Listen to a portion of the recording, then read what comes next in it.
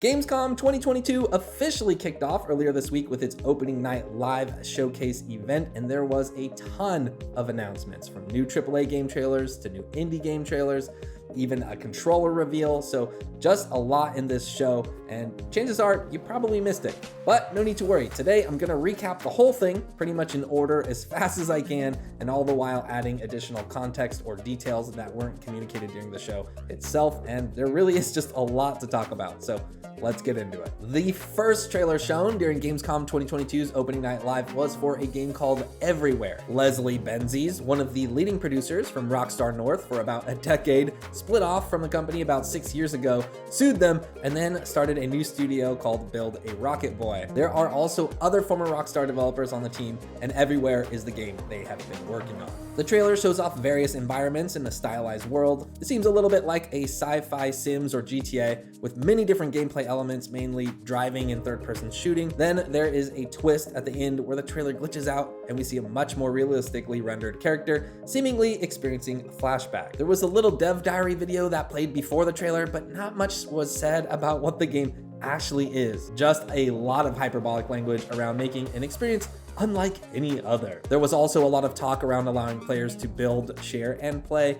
There's also mention of building out an expansive open world for the next generation of gamers. So to summarize, it sounds like Everywhere is intended to be some type of metaverse experience. Next up was a cinematic trailer for Dune Awakening, which is an open world MMO survival game, which takes inspiration from both Frank Herbert's novels as well as Denis Villeneuve's film adaptation, and it's being made by Funcom, who made Conan Exiles. After that, as I kind of mentioned before, maybe one of the biggest surprises, for me at least, at the show was the reveal of Sony's new high-performance controller, the DualSense Edge. The trailer was pretty short, but it looks awesome and very customizable. The entire stick module is replaceable, and the stick caps as well as the back buttons can be swapped. Every button can be remapped to any input. You can adjust dead zones and sensitivity for each stick. The triggers have adjustable travel distances, and you can save all those settings to different controller profiles. There's also a dedicated button just for controller settings, so that's nice. Then Glenn Schofield showed up to show off more Callisto Protocol.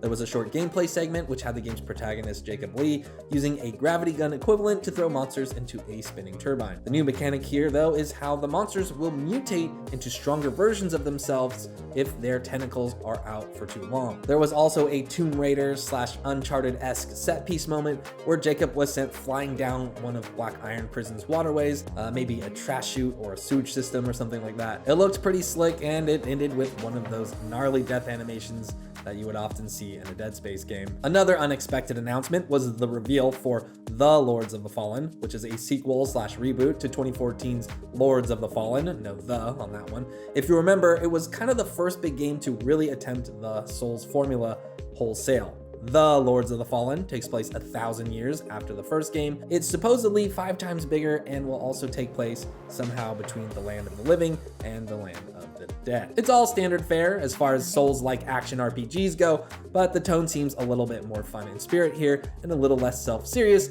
as the trailer was backed by the Danzig song Mother. It will also have online co-op. The original game was made by Deck 13, who went on to make sci-fi Souls-like franchise The Surge, but this new Lords of the Fallen will be made by a new studio called Hexworks, whose leads have worked on games like Dead by Daylight, Payday 2, Shadow of the Tomb Raider, and Assassin's Creed Origins. Next, we got a short trailer and reveal for Moving Out 2, which is kind of a cutesy co-op game. And then there was a pretty sizable trailer for Hogwarts Legacy, which continues to be a divisive game in which Harry Potter fans are torn between playing a game set in a world or a universe that they love and the thought of supporting J.K. Rowling in any way, who basically just really sucks. The devs have even come out in the past to say that J.K. Rowling has nothing to do with the game really, but you know, it's hard not to imagine her benefiting in some way from this game existing. Anyways, Hogwarts Legacy is a narrative-driven action RPG that seems to sit more on the darker side of the Harry Potter universe. It comes out February 10th,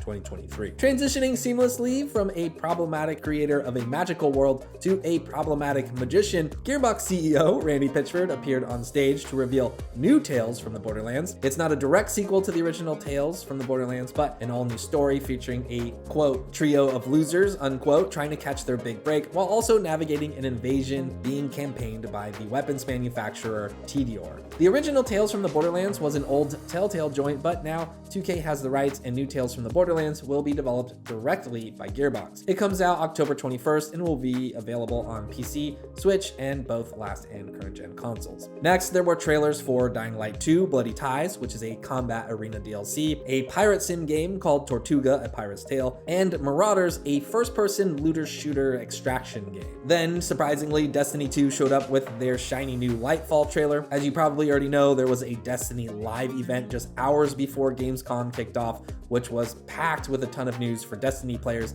including the reveal announcement and details for Lightfall, which is basically the final chapter for Destiny 2's current narrative arc. The expansion will bring a new darkness subclass called Stand that is apparently going to allow Guardians to grapple and swing around. There's a new map called Neo Luna with real cyberpunk vibes and a ton of vibrant colors. Narratively, it's home to an alternatively evolved form of humanity, and it looks a lot different from what we've seen in the game so far. There's also a new feature in the works called Guardian Ranks, which hopes to onboard new players more easily, walking them through each aspect of Destiny 2.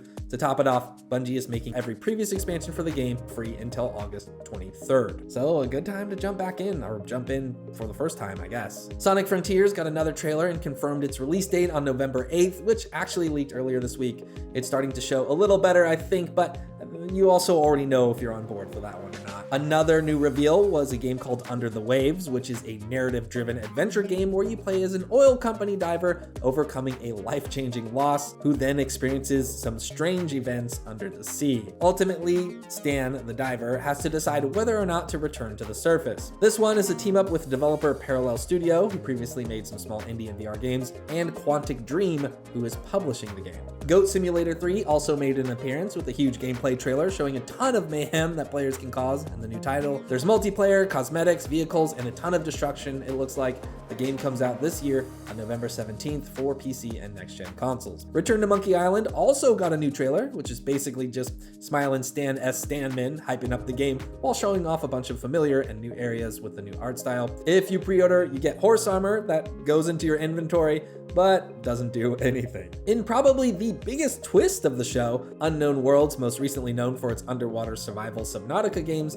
announced their new project, which is called Moonbreaker. Talk about a change of scenery. Moonbreaker is a turn-based strategy tabletop tactics game with a focus on adapting the miniatures experience. The game's world was co-developed with the help of renowned author Brandon Sanderson, known for a ton of things, but most notably the Mistborn series and the Stormlight Archive. As the developers described the game aesthetically, Moonbreaker is a cross between Guardians of the Galaxy and Firefly, while gameplay-wise, it's Hearthstone meets XCOM. You can customize your teams and loadouts, and there's even a paint system built into the game so you can paint your own miniatures. Apparently, they actually used that tool to paint all the official models in the game. Even more surprising is Moonbreaker. It's early access on Steam next month on September 29th. After that, we saw another card-influenced game called Friends vs. Friends. It's a 1v1 or 2v2 online shooter that combines combat and deck building. No release date, but there are multiple characters with unique abilities which you can unlock with new cards, and according to the Steam page, there will be no microtransactions for progression ever. You don't hear that very often. Now, if you've been waiting for more news about Souls-inspired steampunk game Lies of P, you're in luck. The game showed up to Gamescom opening night with a new story and gameplay trailer, which continues to look pretty good. That's out sometime next year and day one on Game Pass. Then there was a brief trailer for a game called Stranded Alien Dawn, which is a new sci-fi survival sim made by the developers who previously worked on Surviving Mars. Then there was a cinematic trailer for Atlas Fallen, which is another fantasy action RPG set in a post-apocalyptic world where you fight old gods. So basically, remember how I said Deck 13 isn't making the new Lords of the Fallen game? Well, that's because they're making this game. You can probably expect more Souls-like DNA, but one of the unique things this game seems to have going for it is the ability to harness the power of sand to make shape-shifting weapons. So maybe a little more Bloodborne-ish in that way. It's also going to support co-op play, and it's slated to release for PC and next-gen consoles sometime next year. Next up, old school PC gaming fans rejoice. Homeworld 3 was announced 2 years ago, but now we finally got a new gameplay trailer, and it's really cool to see a Homeworld game with updated graphics in action. If you're not familiar with the series or couldn't tell from the trailer, Homeworld 3 is a tactical RTS with a strong focus on strategy and unit composition. That's out sometime in the first half of 2023. There was also a new trailer for Genshin Impact Packs 3.0 update, which will bring along new characters and the new region Sumeru, which includes rainforest and desert biomes. The 3.0 update is out now, but that's not all Hoyoverse had to share. They also dropped a new story trailer for Honkai Star Rail, which is a sequel to Honkai Impact 3rd, but instead of an action game, it's a strategic turn-based RPG. News around this game has been pretty scarce, and I'm really not sure this trailer actually helps out much here.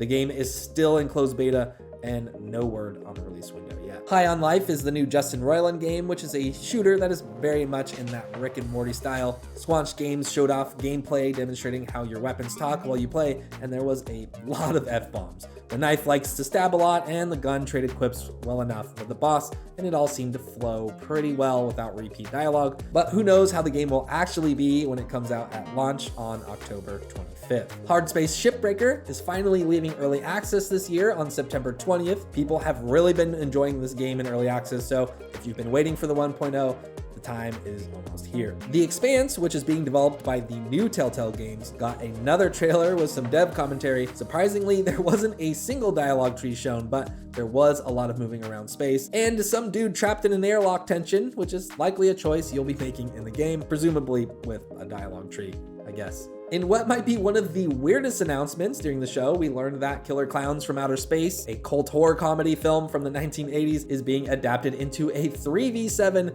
asymmetrical multiplayer game. 3 alien clowns will hunt 7 human players in the small town arena of Crescent Cove. That's out for PC sometime in 2023. Scars Above is a third-person sci-fi shooter that will make you think a little bit of Returnal, but it sounds like it might be more traditionally action and narrative-driven as opposed to being a roguelike. That's also out for PC in early 2023. Wyrdsong was a new game announced that has ex-devs from Bethesda, Obsidian, and BioWare, but outside of that, there's not much to tell. The trailer is pretty short and there's no gameplay, but according to the devs, it's going to be a preternatural, occult, historical, fantasy, open-world RPG set in Portugal during the Middle Ages. Apparently, the studio, Something Wicked Games, is actually just using this trailer to help staff up, so it's going to be a while on that one. Age of Empires 4 is getting a Malians and Ottomans update on October 25th, and Gotham Knights got yet another trailer, this time focusing on the main villains in the game, Harley Quinn, Mr. Freeze, Clayface, and the Court of Owls. Surprisingly, its release date got bumped up 4 days from October 25th to October 21st. You hardly ever see that happen, so we should either be really grateful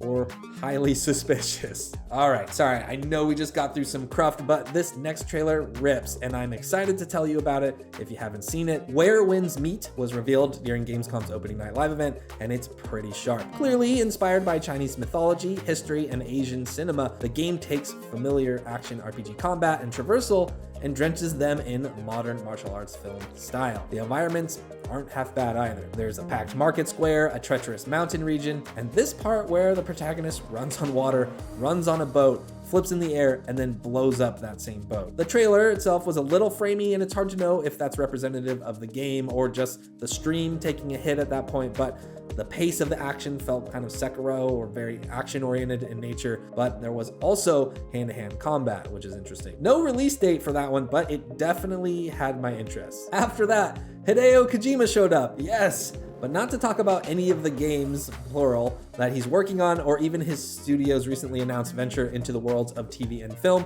No, Kojima showed up just to say he's starting a new podcast in September. It will have special guests and Japanese and English versions. It's exclusive to Spotify, and the first episode drops on September 8th. Then we got a trailer for Park Beyond, which is exciting for anyone who loves Roller Coaster Tycoon and theme park management sims. However, it was announced that the game did get delayed from 2022 into 2023. Warhammer 40k Darktide continues to look promising with a new trailer that walked through the game's primary features. Create a character, choose a class, then join 3 other friends to fight through hordes of enemies in that 40k universe. You kind of know what it is if you played Vermintide. That's out November 30th. Blacktail is a focus home interactive game where you play as a witch and have to decide whether or not to be good or evil. You play through the game using a bow combined with witchcraft. Seems like a smaller title, and that's out later this year on December 15th. Phantom Hellcat was newly revealed. It's described as a dynamic slasher platformer with showy combos in a theatrical setting. No release window on that one yet. Crossfire or CrossfireX is getting a new map called Babylon. That's out now, I think. And in case you missed this is kind of a nice announcement. Dorfromantik is coming to Switch August 23rd, which is kind of just a very chill game. The Outlast Trials is a terrifying looking game that takes place in an asylum where brain conditioning is clearly taking place. There are 2 other Outlast games and you usually can't attack, but this one will feature co-op multiplayer for the first time. The main story can be played with up to 4 players as all attempt to survive a series of experiments after being kidnapped by a mysterious corporation. That starts in closed beta October 28th. Next up, The Finals is a game being developed in Sweden by X-Dice and Battlefield developers who created a studio called Embark Studios. Not a lot of details about the game, but it's a shooter that has what seems to be a ton of destructibility. The Steam description reads, "Join The Finals, the world-famous free-to-play combat-centered game show. Fight alongside your teammates in virtual arenas that you can alter, exploit, and even destroy. Build your own playstyle to win escalating tournaments and lasting fame." And then finally, we've reached the end. The last game of the show, which fans have basically been waiting for 8 years. Dead Island 2 is easily the headlining announcement for the entire show in terms of anticipation, reception, and reveals. And it actually got a cinematic trailer, a gameplay trailer, and a release date. In the cinematic trailer, you see one of the playable characters, Jacob, dispatching zombies while strolling through a lot of recognizable LA locales, a fancy Beverly Hills style neighborhood, the Venice Boardwalk, and then there's also Grauman's Chinese Theater on Hollywood Boulevard. As for the gameplay trailer, the focus is mainly on melee combat, but there is a bit of story in there too. According to the additional details released about the game, there are 6 playable characters, there will be co-op support for up to 3 players, plenty of quests, hundreds of visual variants for zombies, and an advanced dismemberment system. It's an RPG, so there will be leveling mechanics and likely a skill tree of sorts, but you can respec entirely at any moment in the game. So there you have it, Dead Island 2, and a summary of pretty much every single game that was at Gamescom 2022. That was a ton of games and announcements. Let me know in the comments if I got something wrong or if I missed something. And of course, let me know what games you're most excited about from the show. That's gonna do it for today. Thank you so much for watching, and for more video game news and updates, please stay tuned right here to Inside Gaming.